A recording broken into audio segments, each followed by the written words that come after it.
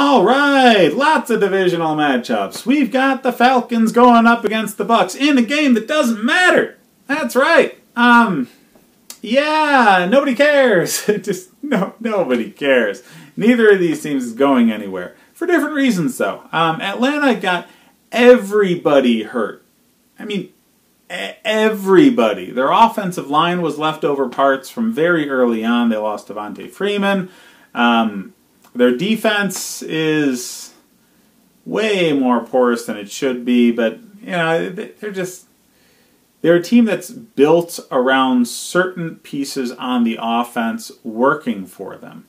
And when those things don't work, the whole team kind of falls apart. They really needed the two-headed monster running attack with a strong offensive line protecting Matt Ryan, keeping the offense on the field for long durations of time so the defense could really just focus on getting after the quarterback. That's how they're built, in theory. When enough people get hurt that none of that offensive game plan will ever work, the defense falls apart very naturally. No injuries required because they're just on the field too damn long. So that's the Falcons story. Tampa is, they are a train wreck. We have a coach that we're not sure is going to last come Monday. He's probably going to be canned.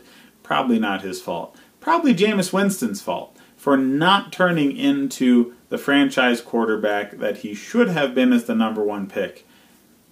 Maybe it's a sign when you have all those character flaws from all these women coming out talking about you being a borderline rapist and abuser that, yeah, probably not franchise quarterback material. But, you know, who knows? It worked out for Ben Roethlisberger, right?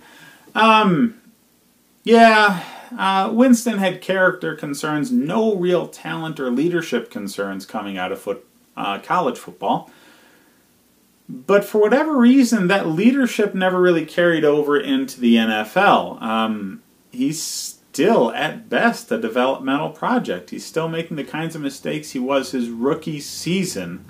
Some of the best quarterbacks have taken 3-4 years to really figure it out. I know Drew Brees' last year of his contract as a rookie was his first good year.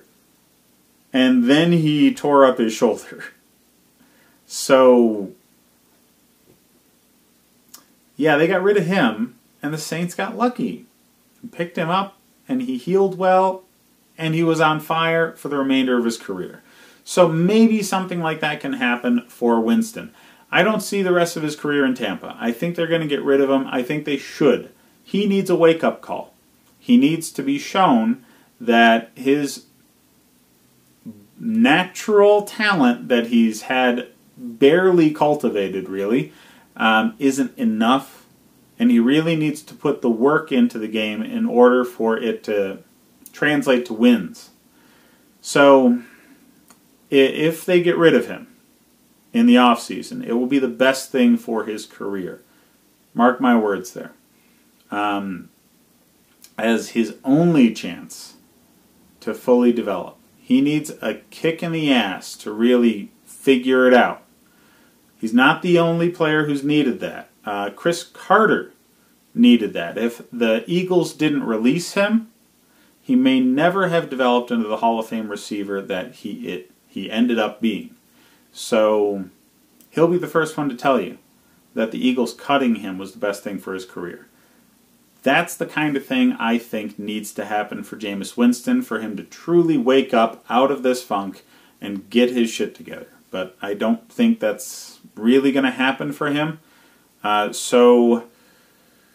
Yeah, who knows? They've got a lot to fix. The offense should have been better. They got offensive line problems. They got coaching problems. They got quarterback problems. It's just a mess.